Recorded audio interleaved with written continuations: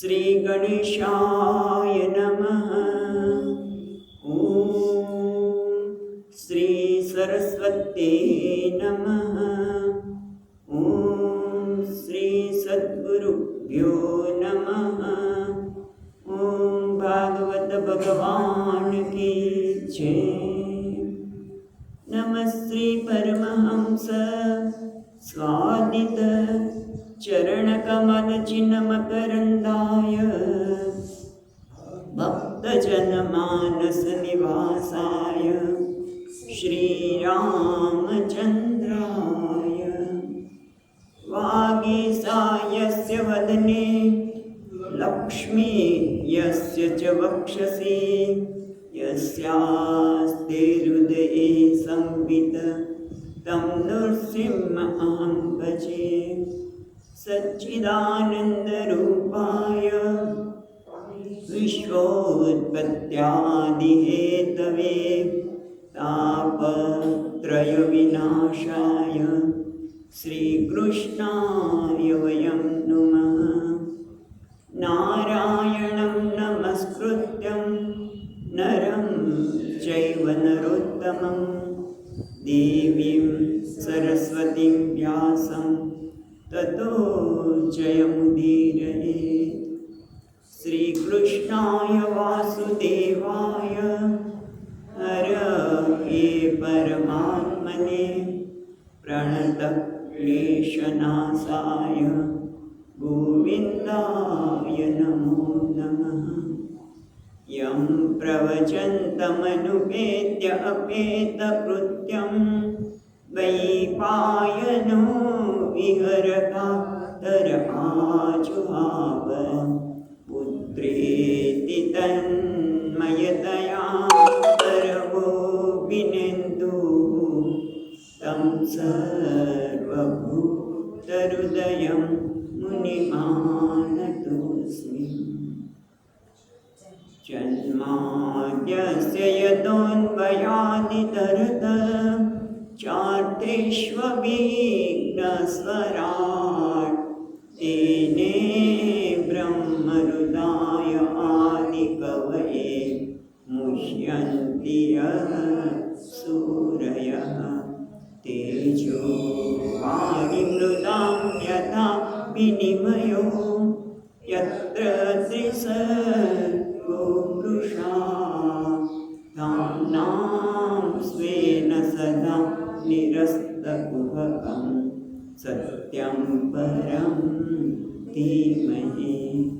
नमो भगवते तुभ्यं वासुदेवाय धीमहि प्रद्युम्नाय निरुद्धाय नमः संकर्षणाय च।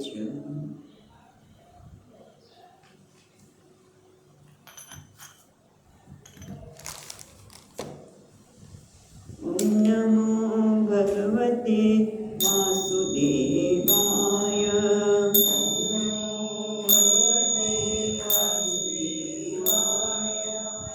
नमो भगवते वासुदेवाय।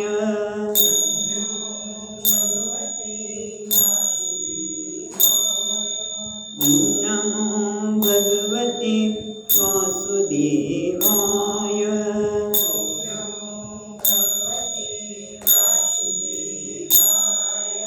वासुदेवाय हरि वासुदेवाय।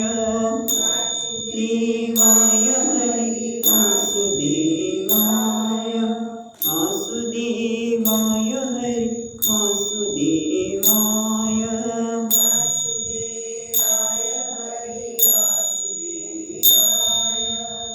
नमो भगवते वासुदेवाय।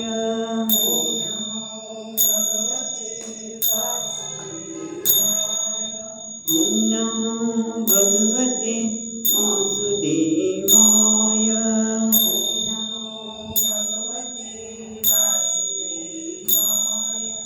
वराहरूपे हरि वासुदेवाय।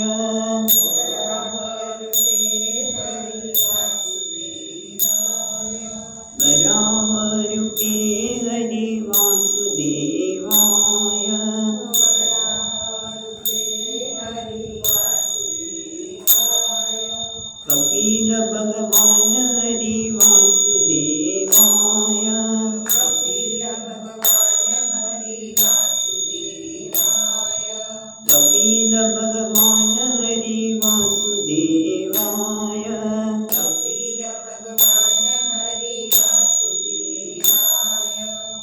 વાસુદેવાય હરિ વાસુદેવાય વાસુદેવાય હરિ વાસુદેવાય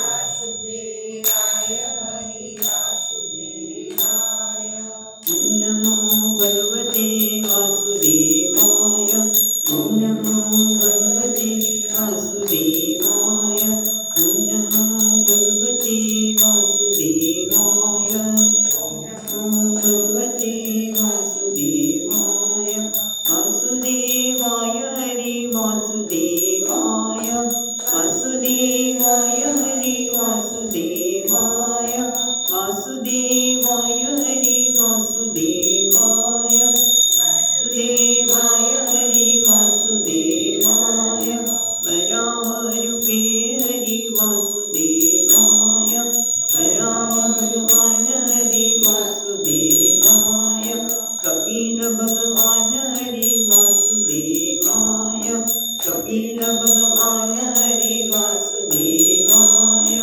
વાસુદેવાય હરિ વાસુદેવાય વાસુદેવાય હરિ વાસુદેવાય વાસુદેવાય હરિ વાસુદેવાય વાસુદેવાય હરિ વાસુદેવાય ઓમ નમો ભગવતે વાસુદેવાય ઓમ નમો ભગવતે વાસુદેવાય ઓમ નમો ભગવતે વાસુદેવાય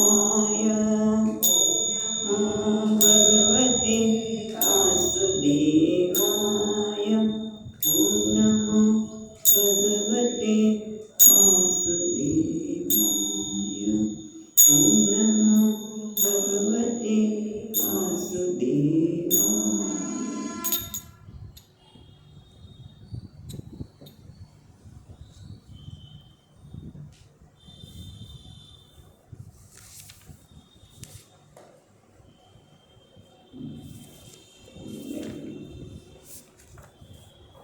તો આપણે ત્રીજા સ્કંદના 26મા અધ્યાયમાં પ્રવેશ કર્યો છે. અધ્યયન ચાલી રહ્યું છે. ત્યાં આપણે જોયું કે દેવહૂતિ માતાને કપિલ ભગવાન જ્ઞાનનો ઉપદેશ કરી રહ્યા છે અને એમણે પ્રકૃતિ અને પુરુષના લક્ષણને પહેલાં પ્રશ્ન કર્યો. એ બતાવ્યા પછી હવે માગે છે કે તમે મને પુરુષ અને પ્રકૃતિનું લક્ષણ બતાવો. અને એ બતાવતા આપણે જોયું એ પ્રમાણે ભગવાને વાત કરી કે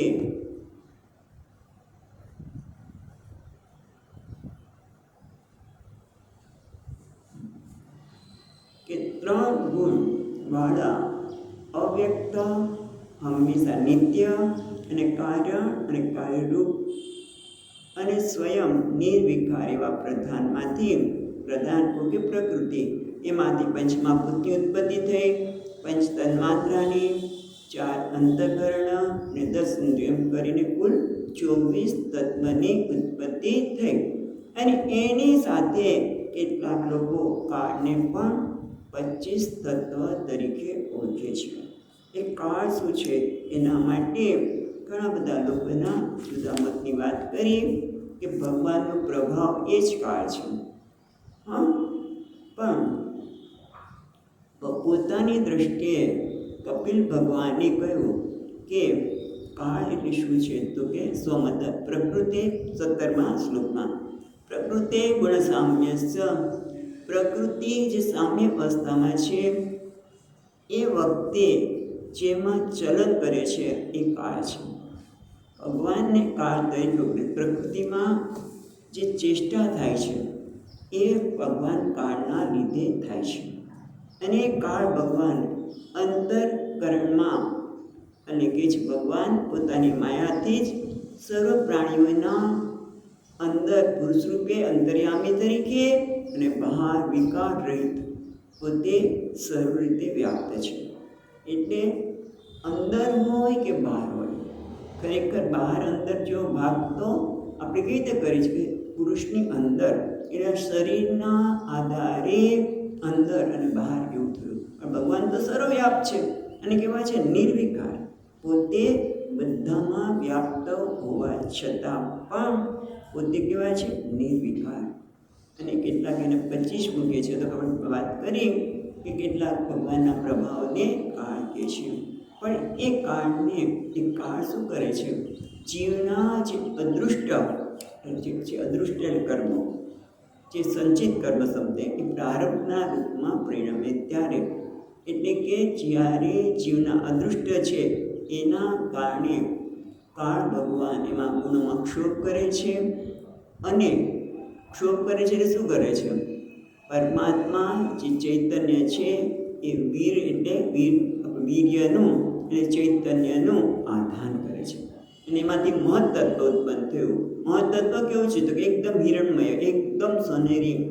અને એ મહત્તત્વ શું કરે છે કે પોતાનામાં રહેલા વિશ્વને, મહત્તત્વ પોતામાં રહેલા વિશ્વને પ્રગટ કરવા, કારણ કે ત્યારે અંદર શું છે, વિશ્વ જગત અંકુરક રૂપે રહેલું છે પણ નિર્વિકાર છે.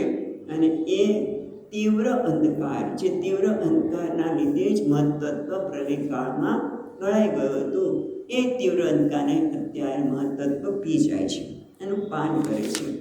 અને ત્યાર પછી શું થાય છે એ આપણે જોયું કે પ્રસંગોપાત ઉપાસનાની પણ વાત કરવામાં આવી કે અને સત્વગુણ સ્વચ્છ, શાંત અને ભગવાનની પ્રાપ્તિનું સ્થાન છે, જેને વાસુદેવ કહેવામાં આવે છે. સત્વગુણની અંદર વાસુદેવ ભગવાનને આપણે ધ્યાન કરી શકીએ, અથવા તો ચિત્ત એટલે મહત્તત્વ જે ચૈતન્ય છે એ જ વાસુદેવ છે. અને ત્યાર પછી આપણે સંકર્ષણ ભગવાનની પણ આરાધનાની વાત કરી. ક્યાં એની વાત કરી સંકર્ષણ ભગવાનની. અને હવે એ મહત્તત્વમાંથી જ વિકાર પામીને, બરાબર, મહત્તત્વમાંથી વિકાર પામતા ક્રિયાશક્તિવાળા 3 પ્રકારના અહંકારની ઉત્પત્તિ થઈ, એવું 23મા શ્લોકમાં કહ્યું. 3 અહંકાર કેવા છે, એક સાત્વિક, એક રાજસ અને માટે તેજસ શબ્દ વાપર્યો, અને તામસ અહંકાર ઉત્પન્ન થયા, જેમાંથી મનની, ઇન્દ્રિયોની, પંચમહાભૂતની અને પંચ તન્માત્રાની ઉત્પત્તિ થઈ, એટલે 24 તત્વની. પછી 25મા તત્વમાં જોયું કે જે પંચમહાભૂતો છે, ઇન્દ્રિયો છે એટલે કે ઇન્દ્રિયોના દેવતા, મન અને સર્વ તત્વમય અહંકાર, એ કેવું છે, 1000 મસ્તકોવાળા અને અંતરે તેવા સાક્ષાત સંકર્ષણ ભગવાન જાણવા. જ્યારે ચિત્ત કહ્યું, જે ચૈતન્ય મહત્તત્વ, એમાં વાસુદેવનો આરાધના કરવી. જ્યારે પંચમહાભૂત, ઇન્દ્રિયોના દેવતા તથા મન અને અહંકારને 1000 મસ્તકોવાળા આદિ અને અંતરહિત સાક્ષાત સંકર્ષણ ભગવાન છે એ રીતે ઉપાસના કરવી. હવે આગળ કીધું આપણે જોઈએ એ પ્રમાણે હજી ઉપાસના બાકી છે અને અનિરુદ્ધ. તો હવે જોઈએ છીએ 26મો શ્લોક આપણે ગઈ વખતે જોયો હતો. 26મા શ્લોકમાં જોઈએ તો કર્તૃત્વં કર્ણત્વં ચ કાર્યત્વં ચેતિ લક્ષણં શાંત ઘોર વિમૂઢત્વં ઇતિ વા સ્યાદહં કૃતે. એટલે કહે છે કે ઇન્દ્રિયોમાં કર્તૃત્વં કર્ણત્વં ચ, કર્તૃત્વમ એટલે ઇન્દ્રિયોના દેવતા રૂપે કર્તૃત્વમ, કર્ણત્વમ એટલે ઇન્દ્રિયો રૂપે કર્ણત્વમ એટલે પંચમહાભૂત રૂપે, અને કાર્યત્વમ એટલે સત્વ વગેરે ગુણો. એ બધા કેવા છે, શાંત ઘોર વિમૂઢત્વમ સ્યાદ અહં કૃતે.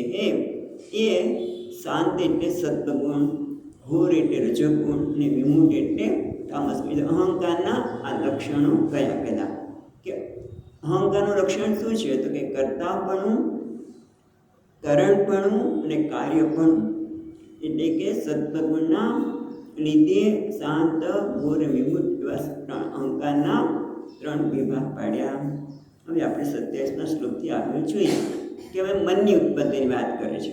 એટલે અહંકારના 3 ગુણ કયા, 3 લક્ષણ કઈ, 3 પ્રકાર કહીએ અહંકારના એ થયા.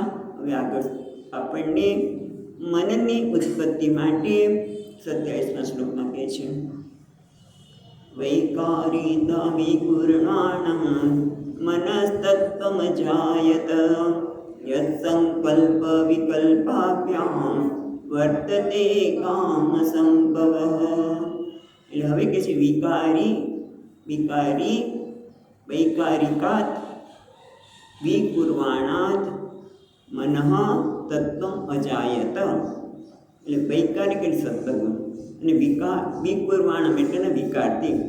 સત્વગુણ વિકાર પામવાથી, અહંકારમાંથી, બરાબર, મન નામનું તત્વ ઉત્પન્ન. મન તત્વમ અજાયત. કારણ કે અહંકારનું વૈકારિક સ્વરૂપ છે તેજસ અને તામસ. એટલે વૈકારિક એટલે સાત્વિક સ્વરૂપમાંથી મન નામના તત્વની ઉત્પત્તિ થઈ. એ મન કેવું છે? એનું લક્ષણ શું છે? મન કોને કહેવાય? તો કે સંકલ્પ વિકલ્પાભ્યામ વર્તતે કામ સંભવઃ. એ મનના લીધે સંકલ્પ વિકલ્પનાથી લીધે કામનાઓ ઉત્પન્ન થાય છે. હવે આ સંકલ્પ વિકલ્પ એટલે આપણે સંશય સામાન્ય વેદાંતમાં એ જોતા હોઈએ છીએ, પણ અહીંયા ટીકાકારનો અર્થ બહુ જુદું કરે છે. સંકલ્પ એટલે ચિંતન, પહેલાં ચિંતન અને પછી વિકલ્પ એટલે વિશેષ ચિંતન. કોઈ પણ વસ્તુને પહેલાં ચિંતન થાય, પછી એનું વધારે પડતું ચિંતન થાય એટલે શું થાય? કામ સંભવ. એનાથી ઈચ્છા ઉત્પન્ન થાય, કામના ઉત્પન્ન થાય. કામના ક્યારે થાય? પહેલાં ચિંતન કરો, પછી વિશેષ ચિંતન કર્યું વસ્તુનું અને કામના ઉત્પન્ન થઈ. હવે એના માટે પાછી વાસના કહે છે, શું કહે છે? યદ્વિદુર્હ્ય નિરુદ્ધાખ્યામ ઋષિકાણામધીશ્વરમ સારદેન્દ્રિયવરસ્યામં સંરાધ્યમ યોગિભિષણૈઃ. યદ વિદુઃ શનિરુદ્ધાખ્યામ. યદ વિદુઃ એટલે જાણવા, જેને જાણવામાં આવે છે. શું? હિ અનિરુદ્ધાખ્ય, અનિરુદ્ધ નામથી. એ કેવા છે અનિરુદ્ધ? તો કે ઋષિકાણામ ઈશ્વર. એ ઇન્દ્રિયોના અધિપતિ છે. ઋષિકાણામ ઈશ્વર. અને કેવા છે? શારદેન્દ્રિય વર્ષામમ એટલે શરદ ઋતુ. શારદેન્દ્રિય એટલે શારદમ, પછી ઇન્દ્રિય વર શ્યામમ, ઇન્દ્રિય વર નીલકમલ. શારદ એટલે શરદ ઋતુના, ઇન્દ્રિય વરમ એટલે નીલકમળ જેવા શ્યામ એ અનિરુદ્ધ છે. મનના આપણે કહીએ દેવતા પોતો એ રીતે એ કેવા છે? અનિરુદ્ધ, જે ઋષિકાણામ ઈશ્વર, જે ઇન્દ્રિયોના અધીશ્વર છે. શરદ ઋતુના નીલકમળ જેવા શ્યામ તથા સમ્રાધ્ય યોગીભિ શનૈઃ. યોગીભિ શનૈઃ યોગીઓ દ્વારા શનૈ ધીમે ધીમે એની સમ્રાધ્ય એને વશ કરવામાં આવે છે. સમ્રાધ્યને વશ કરવામાં આવે છે. એટલે મન એવું છે કે એને વશ કરવું બહુ મુશ્કેલ છે. એટલે પણ શનૈ શનૈઃ પ્રમેદ બુદ્ધ્યાદિ ગૃહીતા. ભગવદ્ ગીતામાં પણ કહ્યું શનૈ શનૈ, ધીમે ધીમે. એ નાના બાળક જેવું આમ તો કહેવા જાય કે મનને વશ કરવું હોય તો એને ધીમે ધીમે સમજાવી ફસલાવીને, ક્યારેક કડક થવું પડે બાળક માટે. ક્યારેક સમજાવીએ, ક્યારેક કડક થઈ, પણ એને વશ કરવું જોઈએ. એ રીતે અહીંયા પણ કહે છે કે યોગીઓ દ્વારા શનૈઃ સમ્રાધ્ય, યોગીઓ દ્વારા ધીમે ધીમે એને આરાધ કરવામાં છે. પણ એ કેવા છે? શરદ ઋતુમાં જે નીલકમળ થાય એવા અને ઇન્દ્રિયોના અધીશ્વર ઈશ્વર એવા અનિરુદ્ધ નામથી ઓળખવામાં આવે છે. વિદુઃ આમ તો એટલે જે જાણકાર છે એને અનિરુદ્ધ એવું કહે છે. હવે બુદ્ધિની વાત આવી. હવે બુદ્ધિની ઉત્પત્તિ કહેતા કહે છે એટલે મનની ઉત્પત્તિ સત્વગુણમાંથી થઈ અને બુદ્ધિની કહે છે સાતુ વિકુર્વાણા બુદ્ધિ તત્વમભૂત્સતિ દ્રવ્ય સ્ફુરણ વિજ્ઞાનમ ઇન્દ્રિયાણામ અનુગ્રહ. એટલે તેજસાતુ વિકુર્વાણા એટલે તેજસમાંથી તું, પરંતુ તેજસ એટલે રજોગુણ. રજોગુણ વિકુર્વાણા એટલે વિકાર થવાથી બુદ્ધિ તત્વમ અભૂત સતી, હે સતી, હે માં, એટલે સતી કહે છે, હે સતી, વિકારના રજોગુણના વિકારથી બુદ્ધિ તત્વ અહંકારમાંથી ઉત્પન્ન થયું. એ શું કરે છે?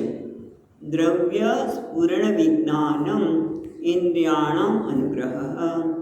એટલે એમનું કામ એ શું છે? તો કે દ્રવ્ય સ્ફુરણ વસ્તુનું જ્ઞાન આપવું, પદાર્થના પ્રકાશ રૂપે વિજ્ઞાન, વિજ્ઞાન એટલે પ્રકાશ રૂપે, એ પદાર્થનું દ્રવ્ય પદાર્થ એનું સ્ફુરણ કરવું એટલે એને પ્રકાશિત કરી એનું જ્ઞાન આપવું. વિજ્ઞાનમ ઇન્દ્રિયાણમ અનુગ્રહ, ઇન્દ્રિયોની અનુગ્રહતા એટલે ટૂંકમાં ઇન્દ્રિયોની સાથે રહીને બુદ્ધિ વિષયનું જ્ઞાન કરાવે છે. એટલે અહીંયા કહે છે, હે સતી માતા દેવહૂતિ, વસ્તુનું સ્ફુરણ આમ તો વિજ્ઞાન ચિત્તથી અલગ પાડવા માટે છે. જરા આપણે સમજીએ, આ બહુ સુંદર છે કે આ વસ્તુનું સ્ફુરણ થવું એ ચિત્ત એટલે ચૈતન્ય, એનાથી અલગ પાડવા માટે કહે છે કે એ સરસ કહે છે, બહુ મજા કે ચિત્ત સંકલ્પ વિકલ્પ જ્ઞાનના ઇન્દ્રિયોનું અનુગ્રહતા એ બુદ્ધિના લક્ષણ છે. પણ એક મિનિટ હજી જુઓ, અહીંયા તેજસ એટલે કે રજોગુણમાંથી કીધું. સામાન્ય બુદ્ધિ અને મન બધા સત્વગુણમાંથી થયેલા છે, પણ અહીંયા રજોગુણ કેમ કીધું? તો કે ઇન્દ્રિયો સાથે જોડાયેલા છે, ઇન્દ્રિયમાં ચંચળતા છે, એટલે બુદ્ધિને રજોગુણમાંથી કહ્યું. અહીંયા ટીકાકારક છે, બહુ સુંદર વાત કરે છે કે નામ, જાતિ, ગુણ અને ક્રિયા એ 4 પ્રકાર વિશિષ્ટ લક્ષણની સમજણ આ બુદ્ધિ આપે છે. એટલે કે સવિકલ્પ જ્ઞાન બુદ્ધિની ઇન્દ્રિયોની મદદથી થાય છે. પણ નિર્વિકલ્પ જ્ઞાન છે એટલે કોઈ પણ વસ્તુ હોય જગતની, કાં તો એને નામથી ઓળખાય, કાં તો એ જાતિથી ઓળખાય, કાં તો ગુણથી ઓળખાય, અથવા તો ક્રિયા. આ કોણ છે? તો કે રસોઈ છે. રસોઈ કરે છે માટે એની ક્રિયા દ્વારા એની ઓળખાણ આપી. આ કોણ છે? તો કે ભાઈ રમણભાઈ છે, એ નામથી ઓળખાણ આપી. એ કઈ જ્ઞાતિના છે? આ બ્રાહ્મણ છે. જાતિથી ઓળખાણ આપી, ગુણથી. આ બહુ સુંદર છે, આમનો સ્વભાવ બહુ સારો છે. એટલે ગુણ દ્વારા આપણે કોઈ પણ દ્રવ્યની વસ્તુની ઓળખાણ આપી. એ કેવી રીતે? બુદ્ધિમાં એનું જ્ઞાન થાય છે. ઇન્દ્રિયો છે એ વસ્તુને જોઈને કે છે આ ગુણ કે એના બધા દ્વારા ગુણ, જાતિ, ક્રિયા અને નામ, પણ એનું બુદ્ધિ દ્વારા એનું જ્ઞાન થાય છે. એટલે કે ટૂંકમાં સવિકલ્પ વસ્તુનું જ્ઞાન બુદ્ધિ દ્વારા થાય છે. પણ મન શું કરે છે?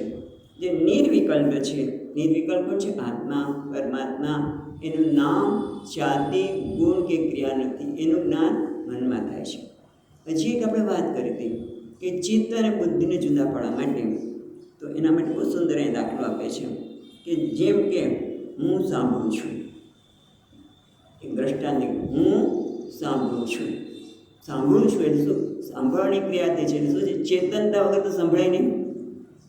ખ્યાલ આવે છે? હું સાંભળું છું એવું જ્યારે શબ્દ આપણે કહીએ છીએ ત્યારે ચિત્ત એટલે કે ચૈતન્ય પહેલાં સ્થાપિત થાય છે, અને ત્યાર પછી બુદ્ધિ એમ કહે છે હું સાંભળું છું. એટલે કે આ બુદ્ધિ કહે છે આ અવાજ છે, ઇન્દ્રિયો દ્વારા કહે છે અવાજ છે, અને અવાજને આધારે નિર્ણય થયો બુદ્ધિમાં કે હું સાંભળું છું. પણ એટલે ચિત્ત અને બુદ્ધિને જુદા પાડવા માટે અહીંયા કીધું કે બુદ્ધિનો ગુણ શું છે? તો કે વસ્તુનું જ્ઞાન કરાવવું. પણ એનું સ્ફુરણ પહેલાં તો થાય છે, ચૈતન્ય તો ચિત્તના લીધે છે. એટલે ટૂંકમાં મનથી શબ્દને ગ્રહણ કરવાની ઈચ્છા થાય, અહંકાર કહે છે હું શબ્દ સાંભળું છું, એટલે તેમાં અભિમાનનું અર્પણ થાય. મનથી શબ્દ સાંભળવાની ઈચ્છા થઈ, હું સાંભળું છું એવું અભિમાન અહંકારથી અર્પણ થયું હવે આગળ કહે છે. એટલે આપણે આ બધી ચર્ચા કરી છે ત્યારે આપણને આ બધી ખબર નથી. આપણે તો એક શ્લોક વાંચી લીધો, પણ એની અંદર કેટલું બધું રહેલું છે કે આ બુદ્ધિ અને ચિત્તમાં શું ફેર છે, કેવી રીતે ઉપાસના કરવી, શંકરષણની, વાસુદેવની, અનિરુદ્ધની, એ બધી વાત અહીંયા કરી. હવે આપણને બુદ્ધિ, મન એ બધાને ધીમે ધીમે એના કાર્ય અને એની બધી વાત કરે છે, ઉત્પત્તિની. એટલે હવે કહે છે બુદ્ધિ શું કરે છે? સંશયોદ્ધ વિપર્યાસો નિશ્ચય સ્મૃતિરેવ ચ સ્વાપ ઇતિ ઉચ્યતે બુદ્ધેઃ લક્ષણં વૃત્તિ પૃથક વૃત્તિતઃ પૃથક. સંશય વિપર્યાસ, સંશય શંકા કરી, બરાબર.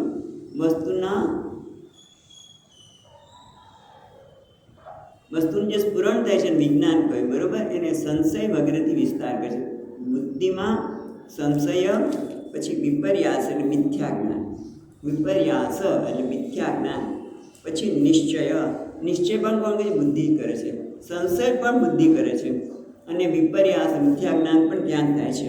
અને સ્મૃતિ અને નિદ્રા, સ્વાપ એટલે નિદ્રા. ઇતિ ઉચ્યતે બુદ્ધેઃ લક્ષણ વૃત્તિતઃ પૃથક. આ બુદ્ધિનું લક્ષણ છે એના કાર્ય ઉપરથી. વૃત્તિતઃ એ કાર્ય ઉપરથી આ બુદ્ધિનું લક્ષણ કર્યું. પહેલાં બુદ્ધિનું લક્ષણ શું કીધું? બુદ્ધિની વાત કરી. બુદ્ધિ કોને કહેવાય? કે જે પદાર્થનું જ્ઞાન કરાવે છે તે ઇન્દ્રિયોની મદદ સાથે. પછી હવે કહે છે કે સંશય, વિપર્યાસ એટલે મિથ્યા જ્ઞાન, નિશ્ચય, સ્મૃતિ અને ઊંઘ, નિદ્રા, આ બધું બુદ્ધિ છે. કેવી રીતે ખબર પડે? કે એના કાર્યો ઉપર, બધા કાર્યો ઉપરથી બુદ્ધિનું લક્ષણ છે એવું કહે છે. હવે આગળ કહે છે એ કેવી રીતે કીધું? અહીંયા પતંજલિ સૂત્રોમાં કહે છે કે પતંજલિમાં કહે છે પ્રમાણ વિપર્ય વિકલ્પ નિદ્રા સ્મૃતય. એટલે પ્રમાણ એટલે સત્ય જ્ઞાન, પછી વિપર્ય મિથ્યા જ્ઞાન, વિકલ્પ નિદ્રા અને સ્મૃતિ એ 5 પ્રકારની વૃત્તિ પાતંજલિ યોગ સૂત્રમાં કહેવામાં આવી છે. એના આધારે આ શ્લોકમાં આ 5 વૃત્તિની વાત કરવામાં આવી. હવે ઇન્દ્રિયોની ઉત્પત્તિ વિશે કહે છે. બુદ્ધિની વાત કરી, મનની ઉત્પત્તિની વાત કરી, હવે ઇન્દ્રિયોની ઉત્પત્તિ આવે છે 31મા શ્લોકમાં. તૈજસાનિન્દ્રિયાણિ એ ક્રિયા જ્ઞાન વિભાગશઃ પ્રાણસ્ય હિ ક્રિયાશક્તિ બુદ્ધેર વિજ્ઞાન શક્તિતા.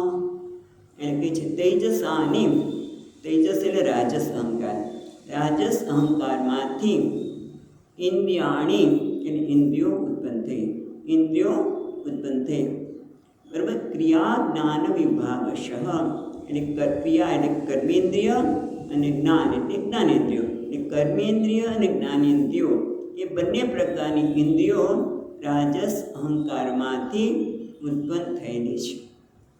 પ્રાણસ્ય હિ ક્રિયાશક્તિ બુદ્ધેર વિજ્ઞાન શક્તિતઃ.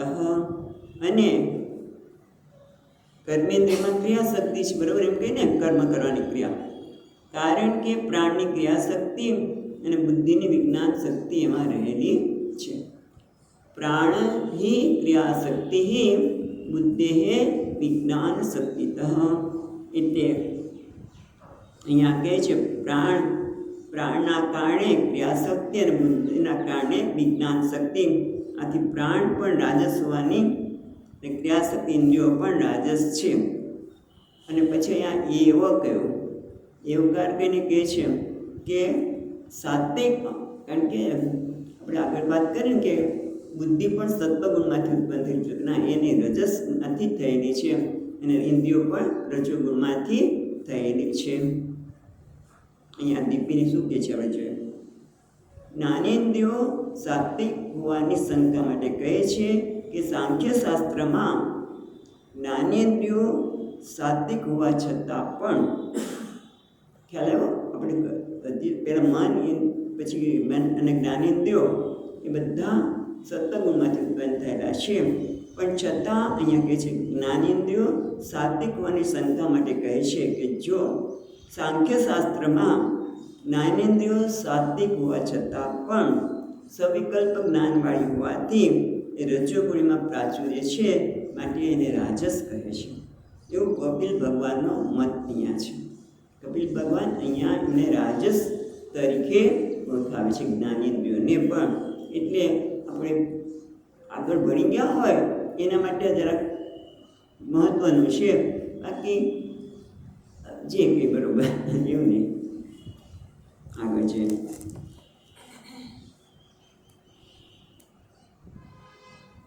તામસાચ વિકુર્વાણાત ભગવદ્વીર્ય ચોદિતા શબ્દમાત્રમ ભૂતસ્માત નભશ્રોત્રુમ તુ શબ્દગમ. હવે આગળ કહે છે કે તામસાચ એટલે તામસ બરાબર તમો ગુણ. તામસાચ વિકુર્વાણા અને જ્યારે તમો ગુણ એટલે તામસ અહંકારમ વિકાર પામ્યો ત્યારે વિકુર્વાણા વિકાર પામ્યો. પણ વિકાર કઈ રીતે પામ્યો? તો કે ભગવત વીર્ય ચોદિતાત એટલે ભગવાનનું વીર્ય. એટલે ભગવાનનું વીર્ય એટલે કયું? ભગવાનનું વીર્ય એટલે શું? કાલ માયા અંશરૂપ વીર્ય. કાળ અને માયા અંશરૂપ જે વીર્ય છે, ચોદિતાત એટલે પ્રેરિતાત એમની પ્રેરણાથી.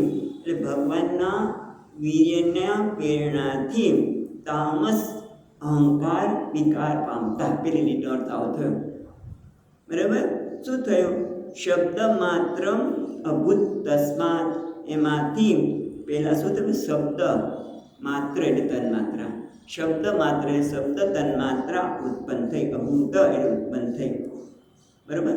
શબ્દ માત્ર અભૂત તસ્માત તેમાંથી નભ શ્રોત્રુમ તો શબ્દ હતા અને એમાંથી શબ્દ તન્માત્રામાંથી નભ એટલે આકાશ અને શબ્દગમ.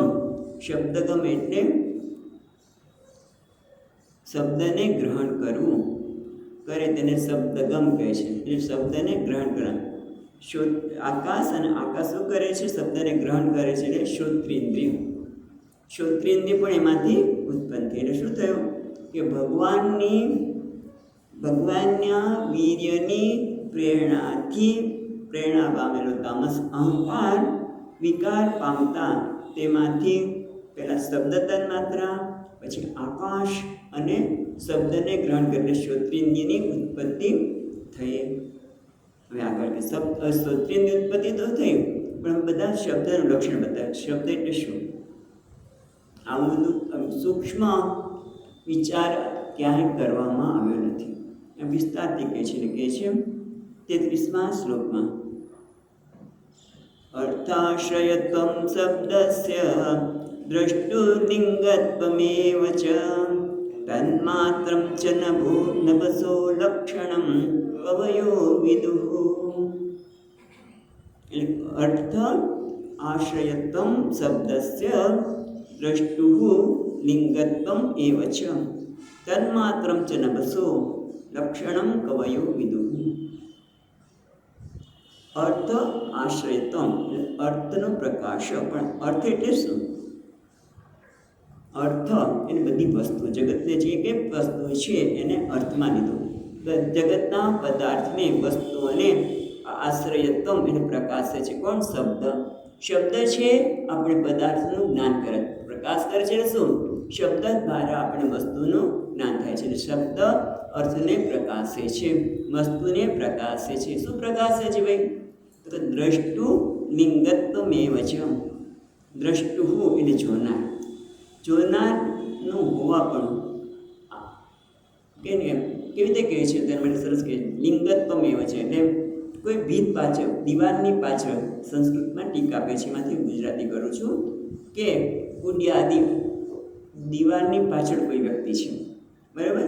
અને વ્યક્તિ આવે છે અને કહે છે મેં હાથીને જોયો. તો હાથી આવી રહ્યો છે. એમ કહે છે હાથી આવી રહ્યો છે. એટલે હાથીને જોનાર થયો ને વ્યક્તિ. એ જ્યારે એમ કહે છે કે હાથી આવી રહ્યો છે ત્યારે એ હાથીને જોનાર થયો ને એને કહે દ્રષ્ટુ. એમ કે દ્રષ્ટુ લિંગત્વમેવ ચ. એટલે એક તો શબ્દકોનું કામ જ્ઞાન કરાવે છે, દ્રષ્ટાનું. હાથી આવી રહ્યો છે એવું કહેનાર દ્રષ્ટા તો છે ને, જોનાર. દ્રષ્ટાનું જ્ઞાન કરાવે છે. એ જોનારને શબ્દ દ્વારા શબ્દ આપણે જોનારને દર્શાવે છે. બીજું કોને દર્શાવે છે? એના લિંગને. બરાબર. એટલે લિંગન એ સૂક્ષ્મપણું છે, એટલે એના દ્વારા હાથી એટલે આમ તો દ્રશ્ય થયું. એટલે દ્રષ્ટા અને દ્રશ્ય બંનેનું જ્ઞાન કોણ કરાવે છે? શબ્દ. એટલે તન્માત્રમ છે નભસમ. આ કયું છે? શબ્દ એ આકાશની તન્માત્રા છે. લક્ષણમ કવયો વિદુઃ. એનું લક્ષણ કવિ એટલે કે જે મનીષી છે, જે જાણકાર છે, એ શું કહે છે કે અર્થને પ્રકાશવું, એટલે જોનારને દર્શાવનાર. આ જોનાર છે એવું કેવ છે શબ્દ દ્વારા, પણ એની સાથે એક બીજી વસ્તુ થાય છે જેની આપણે નોંધ નથી લેતા. જ્યારે કહે છે જોનાર એટલે કે કોઈ દ્રષ્ટા છે એવું કહે ત્યારે શું થાય? એનું હોવાપણ શબ્દ દ્વારા થાય છે. હોવાપણું ખ્યાલ આવે છે, એનું અસ્તિત્વ પણ હોવાપણું પણ શબ્દ દ્વારા દર્શાવવામાં આવે છે. જોનાર છે એવું દર્શાવનાર વખતે એનું હોવાપણું પણ થાય છે. અને આકાશનું સૂક્ષ્મપણું, આકાશનું લક્ષણ છે, આકાશ પણ જે સૂક્ષ્મ છે એનું હોવાપણું પણ આ શબ્દનું લક્ષણ છે. એ શબ્દના લક્ષણ શું છે? તો કે શબ્દ હોવાપણું પણ બતાવે છે, દ્રષ્ટાને પણ બતાવે છે અને દ્રશ્યને પણ બતાવે છે, એટલે પ્રકાશે છે. કેટલું સૂક્ષ્મ ચિંતન અહીંયા કરાવે છે. એટલે અહીંયા કહે છે તમે આ રીતે કેવી રીતે કરો છો? તો કે ભાગવતના બીજા સ્કંદમાં જ 5મા અધ્યાયમાં આ વાત આવી ગઈ છે. ત્યારે બ્રહ્માજી નારદજીને આ સૃષ્ટિની વાત કરતા ત્યારે કહેતા હતા દ્રષ્ટા અને દ્રશ્યનું જ્ઞાન કરાવનાર શબ્દ છે. ખ્યાલ આવે? એટલા માટે આપણે આ પ્રકારનું અહીંયા અર્થઘટન જોઈ રહ્યા છીએ ટીકા દ્વારા. હવે આગળ કહે છે, હવે આકાશ તો વાત કરી, શબ્દનું લક્ષણ વાત કરી, પણ આકાશનું લક્ષણ શું છે? આકાશ કોને કહેવાય? તો કહે છે ભૂતાનામ છિદ્રદાતૃત્વં બહિરંતમેવ ચ પ્રાણેન્દ્રિયાત્મધીશત્વં નભસો વૃત્તિલક્ષણમ. એટલે કે ભૂતાનામ એટલે પ્રાણીઓને છિદ્રતર દાતૃત્વમ, દાતૃત્વ છિદ્રતર દાતૃત્વ એટલે અવકાશ આપનાર, એટલે પ્રાણીઓને અવકાશ આપે છે. એના વગર આપણે કોઈ પણ આકાશ ન હોય તો કોઈ વસ્તુ ત્યાં રહી શકે નહીં. એટલે ટૂંકમાં પ્રાણીઓને અવકાશ આપનાર, જગ્યા, અવકાશ એટલે જગ્યા આપનાર. અને પાછા કેવા છે? બહિર અંતર મેવ છે, બહાર અને અંદર, અંદર છે બહાર છે વ્યવહાર પણ આકાશ દ્વારા થઈ શકે છે. એટલે કે આકાશ અવકાશ આપનાર અને બહાર અને અંદરના વ્યવહારના સ્થાનરૂપ છે. પછી એટલું જ નહીં, પ્રાણ ઇન્દ્રિય આત્મધિષ્ણત્વમ, પ્રાણ બરાબર, પ્રાણ પછી ઇન્દ્રિયો અને મન, અને એટલું જ નહીં ધિષ્ણત્વમ બરાબર છે. એટલે છિદ્ર હોય આપણે નાડીમાં પણ એક અવકાશ હોય તો નાડીમાંથી બધું પસાર થાય ને, લોહી કે બધું જ પસાર થાય અથવા તો બધા વાયુ જેમાંથી જ્ઞાન વાયુ છે બધું લઈ જાય. તો ક્યારે છિદ્રત્વ હોય, અવકાશ હોય તો જ. જો ત્યાં અવકાશ ન હોય તો આગળ જઈ શકે નહીં, એટલે કે બ્લોકેજ આવી ગયા. ખ્યાલ આવે છે? અવકાશ ન હોય તો બ્લોકેજ થઈ જાય. એટલે આકાશ શું કરે છે? બધાને અવકાશ પ્રદાન કરે છે. એટલે ભૂતાનામ છિદ્રદાતૃત્વમ, પ્રાણીઓને અવકાશ આપનાર, એટલું જ નહીં બહિર અંતર, બહાર અને અંદરનો આપણે આશ્રય સ્થાન, વ્યવહારનું સ્થાનરૂપ, અને આત્મા પ્રાણ અને ઇન્દ્રિયો અને નાડીઓને એ બધાના સમૂહને ધિષણત્વમ એટલે બધા સમૂહ નમસો વૃત્તિ લક્ષણ. વૃત્તિ એટલે કાર્ય, વૃત્તિ એટલે કાર્ય. આ નભનું કાર્ય દ્વારા લક્ષણ આપવામાં આવ્યું છે. અને તમે લક્ષણ આપ્યું ખરું, પણ કેવી રીતે આપ્યું? તો કે એના કાર્ય દ્વારા, તન્માત્રા દ્વારા. એ તો જુદી જુદી રૂપે આપણને અહીંયા લક્ષણની વાત કરે છે. પેલા તન્માત્રા રૂપે, પછી આવી રીતે વૃત્તિ રૂપે એટલે કાર્ય રૂપે વાત કરી. હવે આગળ કહે છે 35મા શ્લોકમાં, નભસ શબ્દ તન્માત્રા કાલગત્યા વિકુર્વતઃ સ્પર્શો ભવત્તતો વાયુ તત્સ્પર્શસ્ય ચ સંગ્રહ. એટલે હવે નભસ શબ્દ તન્માત્રા કાલગત્યા વિકૃત. મહત્વનું શું છે? કાલગત્યા. કાલગત્યા એટલે કાળની ગતિથી. આ બધો જ વિકાર જે થઈ રહ્યો છે એ કાળના લીધે. કાળ કોણ છે? પરમાત્મા પોતે અથવા તેનો પ્રભાવ. એ વસ્તુ આગળ ચર્ચા થઈ ગઈ. એટલે કાળની ગતિથી વિકાર પામતા કુર્વાણમ વિકૃત એટલે કાળની ગતિથી વિકાર પામતા. કોણ વિકાર પામ્યું? નભઃ શબ્દ તન્માત્રા. એ શબ્દ તન્માત્રા વાળા આકાશ. શબ્દ તન્માત્રા જે આકાશ છે એમાં વિકાર થયો. એટલે એને થયું એટલે શું કહે? શબ્દ તન્માત્રા નું કાર્ય ગણાતા આકાશની કાળની ક્રિયાથી એને કાર્ય કરવાની ઈચ્છા થઈ. એટલે પોતાનામાંથી કંઈક ઉત્પન્ન કરવાની ઈચ્છા થઈ. એને કહેવાય છે કાર્ય કરવાની ઈચ્છા થઈ. કાળની ગતિને લીધે એની પ્રેરણાથી શબ્દ તન્માત્રાનો જે આકાશ છે એનામાં કાર્ય કરવાની ઉત્પત્તિની ઈચ્છા થઈ. અને શું થયું? સ્પર્શ અભવત તત્વો વાયુ. એટલે સ્પર્શ તન્માત્રાવાળો વાયુ ઉત્પન્ન થયો. અને એટલું જ નહીં, ત્વક સ્પર્શ સંગ્રહ. અને તક એટલે ત્વચા ઇન્દ્રિય જે સ્પર્શનું ગ્રહણ કરે છે તે. ખ્યાલ આવ્યો? બીજી રીતેમાં અર્થ જોયું કે સ્પર્શ ભવત તત્વો વાયુ એટલે સ્પર્શ તન્માત્રા વાળા. બરાબર? ઓલામાં શબ્દ હતો. આકાશનો તન્માત્રા શું છે? શબ્દ. અહીંયા વાયુનો આપણે સ્પર્શ એટલે સ્પર્શ તન્માત્રા ઉત્પન્ન થઈ. તેમાંથી વાયુ ઉત્પન્ન થયો અને તેમાંથી ત્વચા ઇન્દ્રિયની ઉત્પત્તિ. ત્વચા ઇન્દ્રિય શું કહે છે? સ્પર્શનું ગ્રહણ કરનારી ત્વચા ઇન્દ્રિય ઉત્પન્ન થઈ. ઉત્તોત્તર એટલે આકાશ, પછી આ વાયુ એટલે ઉત્તોત્તર બતાવતા છે. સ્પર્શની વાત કરી તો સ્પર્શનું લક્ષણ પણ બતાવવું જોઈએ. કેટલો સૂક્ષ્મ વિચાર કરાવે છે. તો હવે 36મા શ્લોકમાં કહે છે મૃદુત્તમ કઠિનત્તમ ચ શૈત્યમુષ્ણત્વમેવ ચ એતત્ સ્પર્શસ્ય સ્પર્શત્વં તન્માત્રં નભસ્તત્સતઃ. નભસ્વત એટલે વાયુ. વાયુનું સૂક્ષ્મ રૂપ મૃદુત્તમ. જે સ્પર્શનું લક્ષણ શું કહે છે? તો કે મૃદુત્તમ એટલે કોમળતા, કઠિનત્વમ એટલે કઠિનતા, શૈત્ય એટલે શીતળતા, ઉષ્ણત્વમ છે એવ છે ઉષ્ણતા. એતત્ સ્પર્શસ્ય સ્પર્શત્વમ. આ સ્પર્શનું સ્પર્શત્વમ એટલે સ્પર્શત્વમ જે શબ્દ છે એ સ્પર્શપણું એટલે સ્પર્શનું લક્ષણ, સ્પર્શનું સ્વરૂપ બધા લક્ષણ છે. આ સ્પર્શ કોને કહેવાય? કે જેમાં આપણને કોમળતાનો અનુભવ થાય, કઠિનતાનો, શીતળતાનો અને ઉષ્ણતાનો એ જે અનુભવ થાય એને કહેવામાં છે સ્પર્શનું લક્ષણ છે. અને સ્પર્શ એ કોણ છે? વાયુની તન્માત્રા. નભસ્વતઃ એટલે વાયુની તન્માત્રા છે. હવે આગળ કહે છે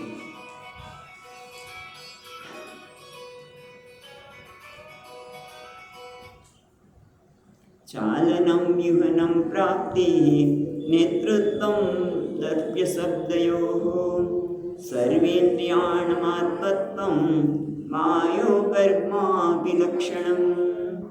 હવે કર્માભિલક્ષણમ એટલે અહીંયા કર્મ એવ અભિલક્ષણમ. અહીંયા લક્ષણનો અર્થ કરતા કહે છે કે ચાલનમ એટલે ચલાવવું. વૃક્ષો વગેરે વૃક્ષોની શાખા વગેરે જે હલી રહી છે, કોના લીધે હલી રહી છે? તો વાયુને.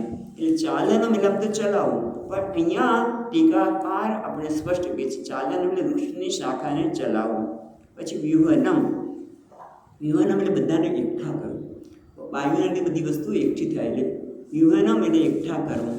અને પ્રાપ્તિ એટલે પ્રાપ્ત કરવું. શું પ્રાપ્ત કરાવે છે? ગંધને. જ્યારે વાયુ ગુલાબની છોડ પરથી પસાર થાય ત્યારે સુગંધ આવે. કોઈ ગંદકીવાળી પદાર્થમાંથી પસાર થાય તો ગંધની નાક બંધ કરી દેવું પડે, મોટું બગડી જાય. એ કોણ કરે છે? વાયુ. એટલે વ્યુહનમ એટલે ચાલનમ એટલે વૃક્ષની શાખાને ચલાવી, વ્યુહનમ એટલે બધાને વગેરે બધી વસ્તુને એકઠી કરવી, ઘાસ વગેરે એકઠા કરવા, પ્રાપ્તિ એટલે ગંધ વગેરેને ગંધવાળા દ્રવ્યોને ઘ્રાણેન્દ્રિયો સાથે સંયોગ કરાવો. ખ્યાલ આવ્યો? ગંધવાળા દ્રવ્યોને ઘ્રાણેન્દ્રિય સાથે સંયોગ કરાવો. એટલું જ નહીં, બીજું પણ કરાવે છે. શેનું? શીતળતા, વાયુ આપણે શીતળતા વગેરેનો પણ અનુભવ કર્યા છે. એટલે કે છે સંયોગ કરાવો તેમાં શીતળતા વગેરે યુક્ત પદાર્થોને સ્પર્શેન્દ્રિય પાસે લાવવા. બે કામ કરે, ઘ્રાણેન્દ્રિય પાસે પણ લાવે છે અને સ્પર્શેન્દ્રિય પાસે પણ વાયુ પદાર્થને લાવીને એનું જ્ઞાન કરાવે છે. ને શબ્દને પણ લાવે છે શ્રોત્રેન્દ્રિય પાસે, વાયુ જ લાવે છે. ખ્યાલ આવ્યો? શ્રોત્રેન્દ્રિય પાસે કેટલું આટલું બધું ટીકામાં જ આપણે મળે. એટલે તો વાયુ શું કરે છે? તો કે વાયુ ઘ્રાણેન્દ્રિય સાથે ગંધનો સંપર્ક કરાવે છે, સ્પર્શેન્દ્રિયને શીતળતા વગેરેનો અનુભવ કરાવે છે અને શ્રોત્રેન્દ્રિયને શબ્દનો અનુભવ પણ વાયુ જ કરાવે છે. એટલે સર્વે ઇન્દ્રિયોનો આત્મત્વમ છે ને, સર્વેન્દ્રિયાણામ આત્મત્વમ બીજી રીતિમાં કહે છે ને, સર્વેન્દ્રિય બધી ઇન્દ્રિયો એટલે ઘ્રાણેન્દ્રિય, સ્પર્શેન્દ્રિય, શ્રોત્રેન્દ્રિય બધી ઇન્દ્રિયોનું આત્મત્વમ એટલે સંજીવત્વ, એને ક્રિયાશીલ સંજીવત્વ એ આ કોણ છે? વાયુનું.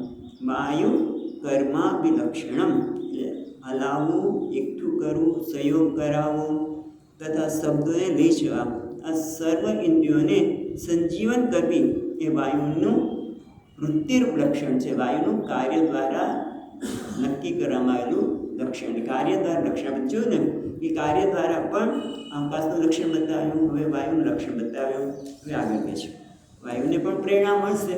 એટલે કે છે 38મા શ્લોકમાં વાયોશ્ચ સ્પર્શ તન્માત્રાત રૂપમ દૈવારિતાદ્ભુત સમુત્થિતમ તતસ્તેજઃ ચક્ષુરૂપોપલંબનમ. પાછું દૈવ ઈરિતાત વાયોશ્ચ સ્પર્શ તન્માત્રાત રૂપમ દેવે છે ને, દેવે રીતા એટલે દેવ ઈરિતાત એટલે દેવની પ્રેરણાથી સ્પર્શ તન્માત્રા રૂપ વાયોશ્ચ સ્પર્શ તન્માત્રા દેવની પ્રેરણાથી વાયુ સ્પર્શ તન્માત્રાવાળા વાયુમાંથી રૂપમ અભૂત એમાંથી રૂપ તન્માત્રાની ઉત્પત્તિ થઈ. અભૂત એટલે ઉત્પત્તિ થઈ, રૂપ એટલે રૂપ તન્માત્રાની ઉત્પત્તિ થઈ. પછી ત્યાંથી શું થયું? સમુત્થિતમ તતસ તેજ અને એમાંથી તેજની ઉત્પત્તિ થઈ. સમુત્થિતમ ઉત્પત્તિ થઈ, તતસ તેજ તેજ એટલે અગ્નિ થયું. અને ચક્ષુ રૂપોપલંબનમ અને તેજ એટલે તેજ શું કરે છે? તો કે ચક્ષુ ઇન્દ્રિયને રૂપને ગ્રહણ કરવા વાળી બની. ખ્યાલ આવ્યો? એટલે દેવની પ્રેરણાથી હવે શું થયું? વાયુ હતો, વાયુનું તન્માત્રા કહે છે સ્પર્શ તન્માત્રાવાળા વાયુમાંથી રૂપ તન્માત્રા ઉત્પન્ન થયા, રૂપમાંથી તેજ અગ્નિ અને એમાંથી ચક્ષુ ઇન્દ્રિય ઉત્પન્ન થઈ. હવે એનું લક્ષણ પણ બતાવવું પડશે. એટલે આગળ કહે છે 39મા શ્લોકમાં દ્રવ્યાકૃતિત્વં ગુણતા વ્યક્તિ સંસ્થાનમેવ ચ તેજસ્તત્વં તેજસ સાધ્વી રૂપમાત્રસ્ય વૃત્તયઃ. હે સાધ્વી, હે માને ઘણી વખત સાધ્વી સતી એવા નામથી કપિલ ભગવાન સંબોધી રહ્યા છે. એટલે હે સાધ્વી, હવે તેજ તત્વ શું કરે છે? તો કે છે દ્રવ્ય આકૃતિત્વ એટલે દ્રવ્યને કોઈ વસ્તુને જે આકાર છે એ આકાર પણ આપે છે અગ્નિતત્વ. તમે જુઓ, જ્યારે શરીર શાંત થઈ જાય, અગ્નિ એમાં તત્વ રહે નહીં, શરીર શાંત થઈ જાય, વ્યક્તિ મૃત થઈ ગઈ, હવે શરીર ઠંડુ પડી ગયું, પછી શું થાય? આકાર રહેતો નથી, ધીમે ધીમે એનો આકાર બદલાઈ જાય છે ને. એ આકાર આપવાનું કામ પણ કરે છે અગ્નિતત્વ. એટલે દ્રવ્ય આકૃતિ તત્વમ દ્રવ્યને આકાર આપનાર. ગુણતા એટલે અમુખ્યપણું. એ દ્રવ્યમાં અમુખ્યપણે એટલે ગૌણ રૂપે એમાં અંગનું પ્રતિનિધિત્વ. દ્રવ્યને કાર્ય આકાર મળે છે અને ગુણતા શબ્દ વાપર્યો એટલે અમુખ્યપણે એટલે ગૌણપણે એ જે શરીરમાં જે અંગ દેખાય છે ને એટલે આપણે અંગ રૂપે પ્રતીત થવું. તે જ શું છે? અંગ રૂપે એ પ્રતીત થાય છે. પછી આગળ કહે છે વ્યક્તિ સંસ્થાન રૂપમેવ.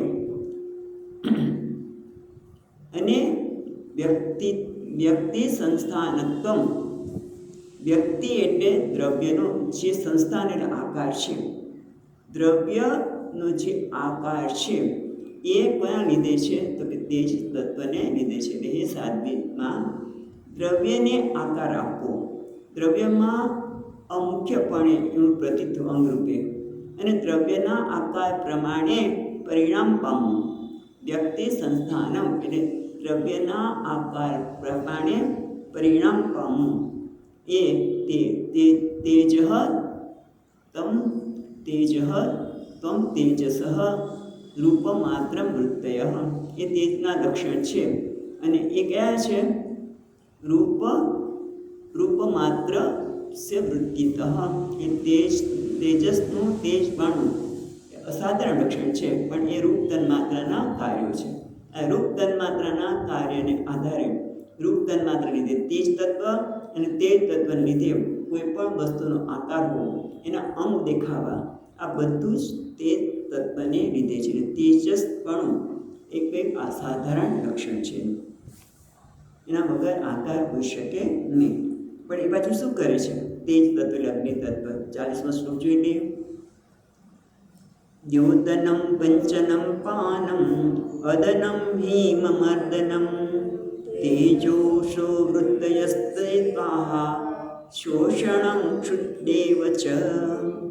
દ્યોતનમ એટલે પ્રકાશવું, દ્યોતનમ એટલે પ્રકાશવું, પચનમ એટલે પકાવવું. એટલે દ્યોતનમ એટલે પ્રકાશવું, પચનમ એટલે ચોખા વગેરે અનાજને પકાવવું. હા, પચનમ એટલે અહીંયા અગ્નિ તત્વ પચનમ, અને શરીરના જઠરાગ્નિ રૂપે પણ અન્નને પચાવે છે પછી, પણ બહાર ચોખા વગેરે પકાવવું. દ્યોતન એટલે પ્રકાશવું, એટલે અગ્નિથી બધી પ્રકાશ ફેલાય છે. પાનમ અદનમ પછી લઈએ આપણે. હા, એટલે પાનમ અદનમ હિમમર્દનમ પછી લઈએ. તેજસો વૃત્તય, તેજસની વૃત્તિ એટલે કાર્ય દ્વારા. હા, વૃત્તય તું, પછી ત્વેતા છે ને, ત્વેતા એને જુદું પાડશું તો બકારાને સંધિથી થયેલો છે, એટલે તું એતાહ એટલે તાહ અને આ બધા. શોષણમ એ પણ પછી લઈએ.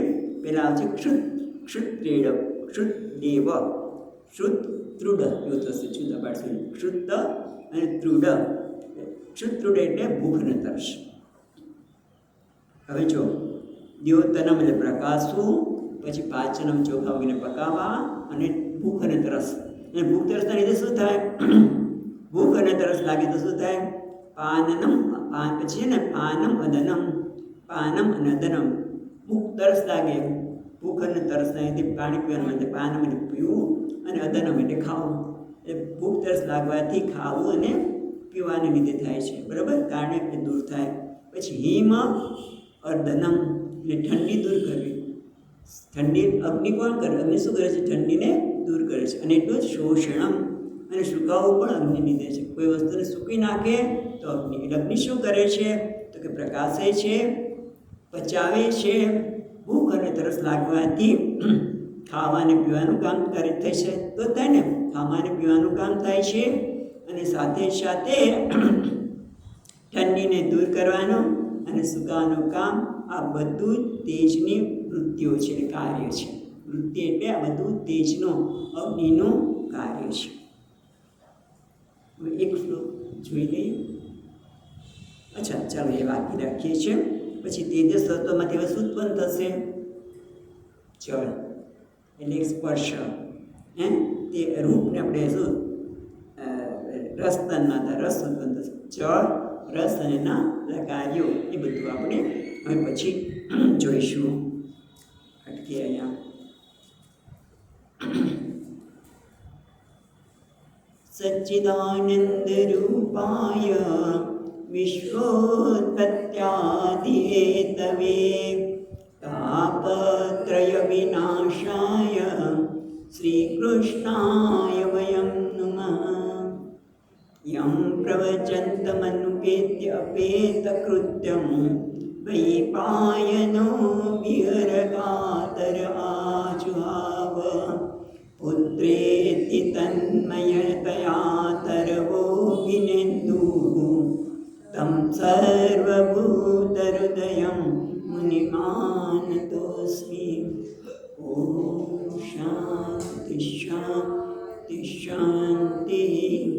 हरिः ॐ। श्रीगुरुभ्यो नमः।